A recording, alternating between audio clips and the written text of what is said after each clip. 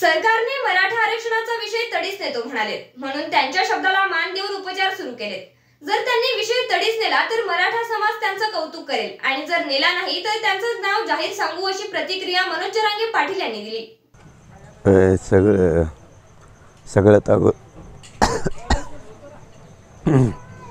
सगळ्यात अगोदर हे महत्त्वाचं आहे की काल आपल्या अंतरवालीत गर्दी झाली होती। म्हणजे माणसं आपले मराठा बांधव इकडं मला भेटायसाठी येत होते। काल गर्दी झाली, ते महत्त्वाचं सांगणं गरजेचं आहे। इकडं गर्दी करू नका, कारण कामाच्या दिवसात पाऊस पडला आहे। आपण इकडं येऊन गर्दी करू नका। काल खूप गर्दी झाली होती इथं मराठा बांधवाची। ते कामं उरकल्याशिवाय कोणी इकडे येऊ नका अंतरवालीकडं। मी आहे इथं, मी आरक्षण मिळाल्याशिवाय किंवा विषय तडीस गेल्याशिवाय मी नाही हटणार। ही मराठा समाजाला माझी विनंती आहे। तब्येत पण आता बरी आहे।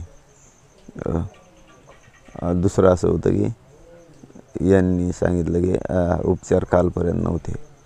काल काहीतरी 70 का 69 काय शुगर, 84 का BP असं काहीतरी झालं होतं, एकदम क्रिटिकल असं काहीतरी डॉक्टरांचं म्हणणं होतं, मला नाही माहिती। रात्री 3 वाजता सरकारच्या वतीनेही सांगण्यात आलं की आम्ही हा विषय ताबडतोब आता तडीस नेतोय, आपण सलाईन घ्यावी। म्हणून रात्री त्यांच्या शब्दावर विश्वास ठेवून आपण सलाईन घेतली। नाही त्यांनी हा विषय तडीस नेला तर पुन्हा सलाईन काढता येईल। पण मी समाजासाठी लढायला खंबीर आहे इथं। फक्त मराठा बांधवांना विनंती आहे, सगळ्यांनी शांत राहावं, इकडं गर्दी करू नका, कामं उरकून घ्या। शेतीचे पाऊस खूप पडलेला आहे। मला जर काही अडचण आली सरकारकडून, प्रशासनाकडून, तर आपल्याला माहीत होईल। आणि मला माहिती आहे आपल्याला एकजूट दाखवायची मराठा समाजाला गरज नाही। एका हाकेवर 2-2, 4-4 लाख लोक अंतरवालीकडे येत आहेत। आपल्याला कोणाला काही दाखवायची गरज नाही। एकजूट आपली काय आहे ती, सगळ्या देशानं आता आपली एकजूट बघितलेली आहे आणि आपल्या मराठ्यांच्या एकजुटीचा सगळ्यांनी धसका घेतलेला आहे। त्याच्यामुळे काय दाखवायची गरज नाही। शेतीतले कामं सगळ्यांनी करा ही विनंती आहे। खासदार संदीपान भुमरे यांनी अंतरवाली सराटी येथे मराठा संघर्ष योद्धा मनोज जरांगे यांच्या उपोषणस्थळी भेट घेत मुख्यमंत्र्यांसोबत चर्चा करून कळवत असल्याचे आश्वासन दिले।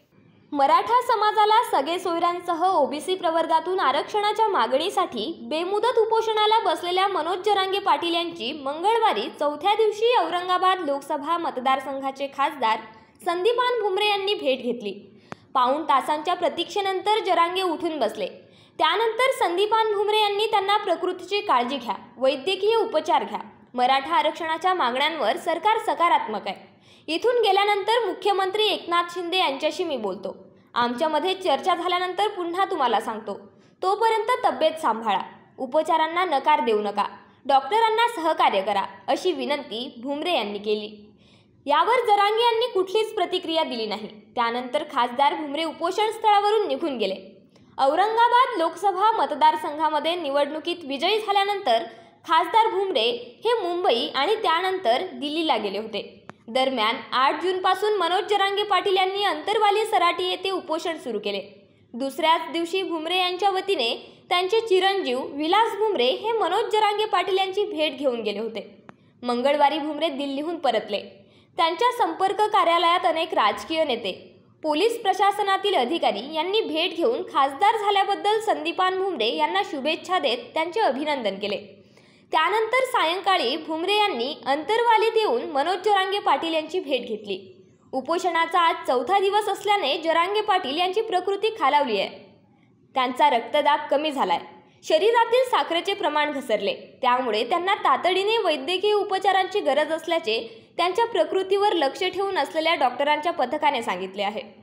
त्यानंतर काही वेळापूर्वी संदीपान भुमरे यांनी मनोज जरांगे पाटील यांची भेट घेतली, परंतु पाऊण तास शेजारी बसूनही जरांगे पाटील बोलले नाहीत। ते प्रकृती बिघडल्याने झोपून होते। काही वेळाने ते उठून बसले, तेव्हा 7 ते 8 मिनिटात भुमरे यांनी त्यांच्याशी चर्चा केली। कुठलेही ठोस आश्वासन किंवा शब्द न देता भुमरे मुख्यमंत्र्यांशी चर्चा करून तुमच्याशी बोलतो असे सांगून निघून गेले।